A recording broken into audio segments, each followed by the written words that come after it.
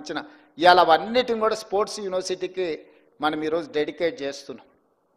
రేపు భవిష్యత్తులో మీరందరూ, ఎందుకంటే మీ స్కూల్లో, మీ కాలేజీలో, మీ ప్రాంతంలో మట్టిలో మాణిక్యాలను వెలికి తీసి క్రీడాకారులను తయారు చేసే బాధ్యత మీ అందరి మీద ఉన్నది. మిత్రులారా, మీరందరూ దృష్టిలో పెట్టుకోండి. చదువుకోవడం, ఉద్యోగం సాధించడమే కాదు, దేశ గౌరవ ప్రతిష్ట పెరగాలి అంటే కూడా ఇతర రంగాలలో మనం రాణించాలంటే మీరు గుర్తించాలి. విద్యార్థులలో ఉన్న నైపుణ్యాన్ని మీరే గుర్తించగలరు. తల్లిదండ్రుల కంటే ఎక్కువగా మీరు వాళ్ళతో, మీతోనే ఎక్కువ సమయం ఉంటారు, మీరే గుర్తించగలుగుతారు.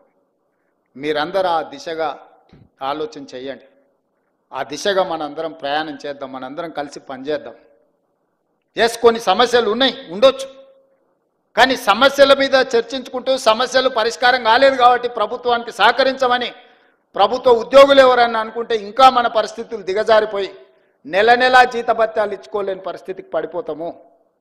ఇవాళ ప్రభుత్వంలో ఉన్న వాళ్ళని అడగండి, డిసెంబరు 2023 కంటే ముందు ఎన్నడైనా మొదటి తారీఖు నాడు జీతాలు వచ్చినాయా? తెలంగాణ రాష్ట్రం వచ్చిన తర్వాత జనవరి 2024 నుంచి ఈ రోజు వరకు ప్రతి నెల మొదటి తారీఖు నాడు ప్రభుత్వ ఉద్యోగికి జీత భత్తాలు ఖాతాలో పడుతున్నాయా లేదా? మీరు ఒక్కసారి వాళ్ళు అడగండి. ఏ ప్రభుత్వం కోసం, ఏ ప్రజల కోసం మీరు నిరంతరం కష్టపడుతున్నారో మొదటి తారీఖు నాడు మీకు జీత భత్యాలు ఇవ్వలేదంటే మీ యజమాని మీదనో మీ ప్రభుత్వం మీదనో మీకు ఎందుకు విశ్వాసం ఉంటుంది? ఎందుకు నమ్మకంగా పనిచేస్తారు? అందుకే ఈరోజు ప్రతి నెల మొదటి తారీఖు నాడు నా ప్రభుత్వ ఉద్యోగులకు జీత భత్యాలు ఇచ్చే ప్రయత్నం నేను చేస్తున్నా. ఇప్పటివరకు ఒక్క రోజు కూడా తప్పకుండా ఈ నెల చాలా ఇబ్బంది వస్తే రిజర్వ్ బ్యాంకులో ప్రత్యేకంగా తలకాయ తాకట్టు పెట్టి 4,000 కోట్ల రూపాయలు తీసుకొచ్చి మొదటి తారీఖు నాడు ప్రభుత్వ ఉద్యోగస్తులకు జీత భత్యాలు ఇచ్చిన. సరే, కరువు భత్యము, డిఏలు, కొన్ని విషయాలు మీరు అంటున్నారు. నేను ఒకటే మా ప్రభుత్వ ఉద్యోగ మిత్రులకు విజ్ఞప్తి చేస్తాను. ఈ ప్రభుత్వం మీది, నేను కస్టోడియన్ను మాత్రమే. నేను మీ అందరి తరఫున సమన్వయం చేసేవాడిని. నాకంటూ ప్రత్యేకంగా కిరీటం ఏం లేదు.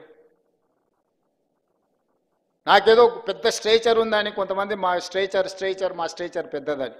ఇంతమంది మా ఎమ్మెల్యేలు చెప్పేసిన స్ట్రేచర్ ఉన్నాయని స్ట్రెచర్ మీద కొండి, స్ట్రెచర్ మీద నుంచి మార్చరికి పోతాడు రేపు పొద్దుగాల. స్ట్రేచర్ అనేది పొజిషన్కు ఉంటుంది, ఇండివిజువల్కి ఉండదు. ఇండివిజువల్ పర్సన్స్కో, ఇండివిజువల్ కాస్ట్కో స్ట్రేచర్ ఉండదు. ఎమ్మెల్యేకి స్ట్రేచర్ ఉంటుంది, ప్రభుత్వ ఉద్యోగికి స్ట్రేచర్ ఉంటుంది, ఎమ్మెల్యేకి స్ట్రేచర్ ఉంటుంది, ఎంపీకి స్ట్రేచర్ ఉంటుంది, ఎమ్మెల్సీకి స్ట్రేచర్ ఉంటుంది, మంత్రికి స్ట్రేచర్ ఉంటుంది, ముఖ్యమంత్రికి ఉంటుంది, గవర్నర్కి ఉంటుంది, ప్రధానమంత్రికి ఉంటుంది, రాష్ట్రపతికి ఉంటుంది. ఆ కుర్చీకి స్ట్రేచర్ ఉంటుంది. మీరు మాకు స్ట్రేచర్ ఉందని అనుకుంటే ఆ స్ట్రేచర్ ఉందని విర్రవీగితే స్ట్రెచర్ మీదకి పంపించరు. ఇట్లే చేస్తే ఆ తర్వాత మార్చరికి పోతారు. అది కూడా గుర్తుపెట్టుకోవాలి.